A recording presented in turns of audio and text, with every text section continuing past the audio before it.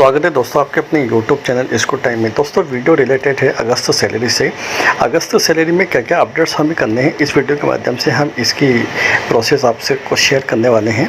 और bill process से पहले और बात की प्रक्रिया क्या होगी, अदर सैलरी रिक्वेस्ट, साथ ही हम बात करेंगे पे स्टॉप और पार्सल पे और डॉक्यूमेंट्स अपलोड से रिलेटेड।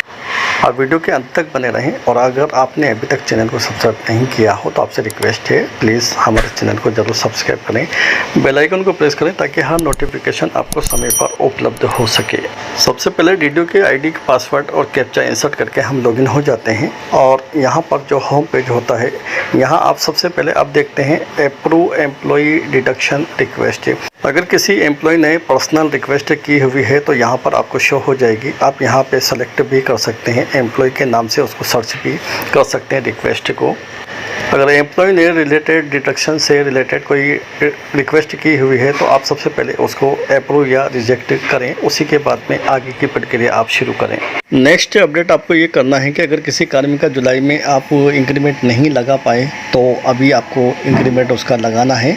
और इंक्रीमेंट लगाने के लिए इंक्रीमेंट बेसिक का उपयोग करें, आप इसी के माध्यम से आप इंक्रीमेंट लगाएं।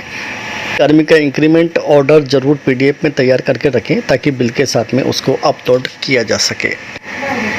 नेक्स्ट है, अगर इंक्रीमेंट के कारण या किसी और कारण से किसी भी कार्मिक की अगर सैलरी जुलाई माह की नहीं बन पाई है तो अदर सैलरी रिक्वेस्ट में जाकर के आप उस कार्मिक की ज़रूर रिक्वेस्ट कर दें। पिछले जितने भी माह के पेंडिंग बिल्स होते हैं उन सभी की रिक्वेस्ट आपको अब अदर सैलरी रिक्वेस्ट के माध्यम से ही जनरेट करनी होती है और उसी के माध्यम से बिल आपको प्रोसेस कराने होते हैं। जो पिछले जितने भी बकाया बिल्स होते हैं, जिस माह का भी बिल पेंडिंग होता है उस माह को आप सेलेक्ट करें, ईयर सेलेक्ट कर लें, उसके बाद में ग्रुप सेलेक्ट कर लें और एम्प्लॉय को सेलेक्ट कर लें और उसके बाद में रीजन लिख दें। और उसके बाद में डेस्क आप यहाँ पर एंटर करने होते हैं, कितने दिन की सैलरी आपको देने हैं और डॉक्यूमेंट अपलोड करना होता है। उसके बाद जब बिल जनरेट हो जाए तो आपको कंफर्मेशन में शो होगा और आगे की प्रक्रिया आपको कंफर्मेशन में बिल चेक करके करनी होगी। अब बात करते हैं एम्प्लॉय पे डिटेल से रिलेटेड। हर माह के अंदर हमें एम्प्लॉय की पे डिटेल को कंप्लीट करनी होती है। बिल प्रोसेसिंग के अंदर, सैलरी प्रोसेस के अंदर यहाँ आपको एम्प्लॉय पे डिटेल का ऑप्शन उपलब्ध होता है और इसको जब ओपन करते हैं OTP बेस्ड है। वीडियो के मोबाइल नंबर पर उसमें OTP जाता है, सेंड OTP करते हैं और फिर जो OTP आता है उसको हमें एंटर करना होता है। उसी के बाद में ये पे डिटेल ओपन होती है। हमें यहाँ पर मंथ सेलेक्ट करना होता है और ग्रुप सेलेक्ट करना होता है। ग्रुप्स में जाकर के हमें कर्मचारी को सेलेक्ट करना होता है, एम्प्लॉयज़ को, और उसके बाद में उसकी पे डिटेल को हमें कंप्लीट करनी होती है। डिडक्शन में सबसे पहले मैं RGHS की बात करना चाहता हूं क्योंकि बहुत से साथियों की ये सिलेबस के अनुसार नहीं है। ओल्ड सिलेबस जो थी उसी के अनुसार अभी तक साथियों ने की हुई है और नई सिलेबस के अनुसार उसको चेंज नहीं किया है। नई सिलेबस के अनुसार RGHS को ज़रूर चेंज करें ताकि आपका बिल ऑब्जेक्शन में ना आए और सैलरी के लिए आपको डिले ना होना पड़े, तो ये कंप्लीट रखें। तो बिल के प्रोसेस होने से पहले आपको डिटेल्स कंप्लीट रखनी है और सभी कार्मिकों की आप एक बार डिटेल्स ज़रूर चेक कर लें। बात करते हैं अब इनकम टैक्स की। बहुत से साथी इनकम टैक्स की रिक्वेस्ट नहीं कर पाते, उसको हमें डायरेक्टली भी करना होता है। तो यहाँ पर हम एडिट कर सकते हैं, अगर नहीं है तो हम डिडक्शन में आप ऐड कर सकते हैं डिडक्शन को, और अगर डिडक्शन पहले से है तो उसको यहाँ पर एडिट कर दें आप और सबमिट कर दें, अपडेट कर दें, तो ये सक्सेसफुली आपका अपडेट हो जाएगी डिडक्शन। GPF में भी आप कटौती बढ़ा सकते हैं, आप डिडक्शन बढ़ा सकते हैं। मिनिमम आपकी कटौती जो स्लैब के अनुसार होना चाहिए और ऐसा नहीं है कि आप जो है सिर्फ स्लैब के अनुसार ही बढ़ाएं। मिनिमम आपके स्लैब के अनुसार होना चाहिए, इसके आगे आप कितना भी बढ़ा सकते हैं। तो GPF 2004 की डिडक्शन को भी एडिट किया जा सकता है और अमाउंट के थ्रू यहाँ पर हमें, क्योंकि स्लैब नहीं चुनना है, अमाउंट के थ्रू हमें डिडक्शन को अपडेट कर लेनी है, तो ये सक्सेसफुली अपडेट हो जाती है। इसी तरह से बात करते हैं GPF की। जो ओल्ड कार्मिक हैं GPF वाले, उनकी भी डिडक्शन को इसी तरीके से एडिट किया जा सकता है अगर रिक्वेस्ट करते हैं, क्योंकि बहुत से साथी पर्सनली रिक्वेस्ट नहीं कर पाते पर्सनल पे मैनेजर के माध्यम से। तो ऐसे कार्मिकों का भी हम लिखित में लेकर के उनकी डिडक्शन को चेंज कर सकते हैं, अपडेट कर सकते हैं। आपकी जानकारी के लिए मैं बता दूं, आप साल में कभी भी जीपीएफ की कटौती को, आप डिडक्शन को अपडेट कर सकते हैं, बढ़ा सकते हैं। सिर्फ एसआईपी की डिडक्शन ऐसी है जिसको हम मार्च में फर्दर कॉन्ट्रैक्ट के माध्यम से बढ़ा सकते हैं।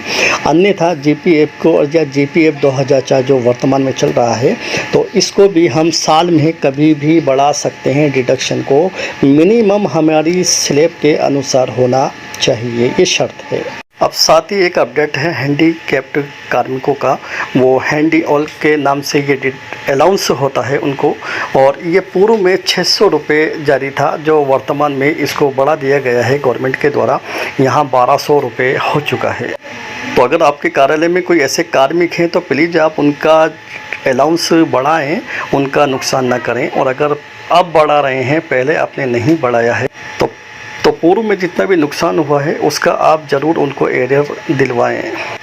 अलाउंस को भी एडिट किया जा सकता है। पूर्व में 600 है, उसको 1200 करके इसको अपडेट आप कर सकते हैं।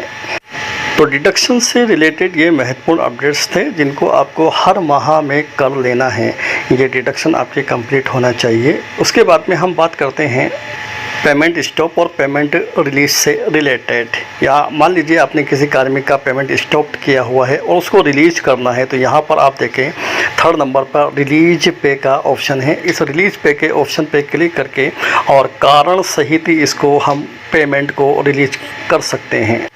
जैसे हमने इस कार्मिक की पेमेंट को स्टॉप किया हुआ है और हमें रिलीज करना है, तो इस पर रिलीज पे पर हम क्लिक करते हैं और पे अलाउ लिख कर के यहाँ पे हम इसको रिलीज करते हैं। तो पेमेंट रिलीज सक्सेसफुली का मैसेज होता है और ये पेमेंट अब जो है रिलीज हो चुकी है और इनका बिल अब जनरेट हो जाएगा।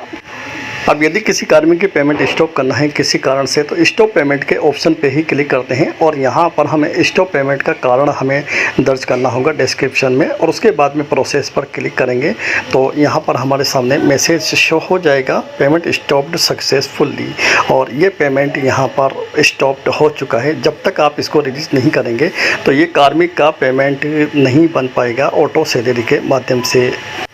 अब बात करते हैं पार्सल पे की। कुछ कार्मिक ऐसे होते हैं जो न्यू ज्वाइनिंग वाले कार्मिक हैं और उनकी हमें दिनों में सैलरी बनानी है, तो पार्सल पे का उपयोग करते हैं और पार्सल पे के अंदर यहाँ पर ईयर्स और मंथ सेलेक्ट करते हैं। उसके बाद में उनका तारीख को सेलेक्ट करते हैं फ्रॉम डेट, और उसके बाद में टू डेट कब से कब तक की बनानी है, और अपलोड डॉक्यूमेंट करने के बाद में यहाँ पर डेज की संख्या ऑटोमेटिक आ जाती है।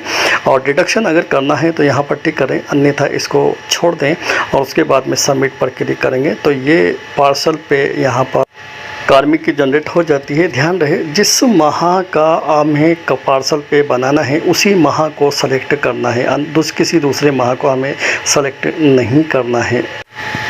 अब बिल हमारे जनरेट हुए हैं और जनरेट हो जाने के बाद में हमें सैलरी बिल जो है कंफर्मेशन में चेक करना होता है। ये प्रक्रिया हमारी हर महीने होती है। तो सैलरी बिल कंफर्मेशन में जाकर हमें बिलों को चेक करना होता है। चूँकि अभी ये यहाँ पर ब्लैंक है, चूँकि जनरेट बिल नहीं हो पाए हैं, और जब वीडियो फॉरवर्ड हो जाते हैं बिल जनरेट होने के बाद में तो यहाँ पर कंफर्मेशन में शो होते हैं। और जो प्रक्रिया हमारी है बिलों को चेक करने की, वो हम चेक कर लें। जब बिल को चेक करते हैं तो एक प्रॉब्लम यहाँ पर शो होती है बहुत से साथियों के, कि बिल नॉट फाउंड का मैसेज यहाँ पर शो होता है या फाइल नॉट फाउंड का मैसेज शो होता है। तो इसके लिए हमें पे मैनेजर पर मेल करना होता है और इसके लिए हम वीडियो पहले जारी कर चुके हैं। आप उस वीडियो को ज़रूर देखें, मेल कैसे करते हैं। ध्यान रहे, ट्रेजरी फॉरवर्ड होने से पहले आपको ये मेल करना होगा, और ट्रेजरी फॉरवर्ड हो जाने के बाद में ये समस्या आपकी बनी रहेगी। बिल स्टेटस से रिलेटेड बात करते हैं। बहुत से साथी बिलों को जब फॉरवर्ड हो जाता है तो उसके बाद में स्टेटस चेक नहीं करते, और पिछले बिल का क्या हुआ ये कंडीशन हमें जानने के लिए बिल स्टेटस को चेक करना समय समय पर ज़रूरी होता है। और पेमेंट हो जाने के बाद भी हमें, जब तक टीवी नंबर जारी नहीं हो जाते हैं, समय समय पर हमें बिलों के स्टेटस को चेक करते रहना चाहिए। हो सकता है किसी ग्रुप का पेमेंट ना हुआ हो या किसी साथी का हमने बाद में बिल बनाया हो और उसका पेमेंट ना हुआ हो या बिल ऑब्जेक्शन में हो, तो ये सभी चीज़ें हमें बिल स्टेटस के माध्यम से ही पता चल पाती है। अब डॉक्यूमेंट्स से रिलेटेड बात करते हैं। क्या क्या डॉक्यूमेंट्स हमें अपलोड करने होते हैं, इसकी जानकारी हमें होना ज़रूरी है, क्योंकि इसके अभाव में बिल ऑब्जेक्शन में डाल दिया जाता है। तो GA90 को आप हर महीने अपलोड करना ना भूलें। ये एब्सेंट स्टेटमेंट होता है, इसको अपलोड करना ना भूलें। अगर कोई न्यू कार्मिक ज्वाइन हुआ है तो उससे रिलेटेड डॉक्यूमेंट्स आपको अपलोड करने होंगे, और कोई कार्मिक ट्रांसफ़र होकर के आया है तो उसकी एलपीसी आपको अपलोड करनी होगी। और अगर किसी का इंक्रीमेंट आपने अब लगाया है अगस्त माह के अंदर तो इंक्रीमेंट का ऑर्डर आपको अपलोड करना होगा। इसी तरीके से किसी कार्मिक का कन्फर्मेशन हुआ है, स्थायीकरण हुआ है तो उसके स्थायीकरण से रिलेटेड आपको आदेश अपलोड करना होगा। और किसी कार्मिक की एसीपी अगर लगी है तो एसीपी से रिलेटेड कार्यालय आदेश को भी आपको अपलोड करना होगा। बेहतर तो ये होता है कि सभी डॉक्यूमेंट्स की आप एक ही पीडीएफ बनाएं, ताकि अदर डॉक्यूमेंट में आप उसको अपलोड कर दें तो कोई दिक्कत नहीं है। बिल के अंदर पर्सनली अगर कोई डॉक्यूमेंट्स मांगा जाता है, पर्सनली जैसे न्यू कार्मिक के लिए न्यू कार्मिक का नाम शो हो जाता है नए कार्मिक का, और उससे रिलेटेड हमें डॉक्यूमेंट्स अपडेट करने होते हैं। इसी तरीके से जो ट्रांसफ़र होकर के कार्मिक आते हैं तो उनकी भी एलपीसी के लिए नाम शो हो जाता है, तो वहाँ पर हमें रिलेटेड डॉक्यूमेंट अटैच करना होता है। बाकी जितने भी डॉक्यूमेंट्स हैं आप अदर डॉक्यूमेंट्स के अंदर आप एक ही पीडीएफ बना करके अपलोड कर सकते हैं। तो दोस्तों, बिल शुरू होने से पहले और बिल शुरू होने के बाद की सभी प्रक्रिया हमने वीडियो के माध्यम से आपसे शेयर की है। उम्मीद है आपको वीडियो पसंद आया होगा। तो अपने सभी साथियों के साथ इसको शेयर करें, लाइक करें और चैनल को सब्सक्राइब करें। तो बने रहिए हमारे साथ। चैनल को लाइक कीजिए, सब्सक्राइब कीजिए और वीडियो को शेयर कीजिए, ज़्यादा से ज़्यादा शेयर कीजिए। धन्यवाद।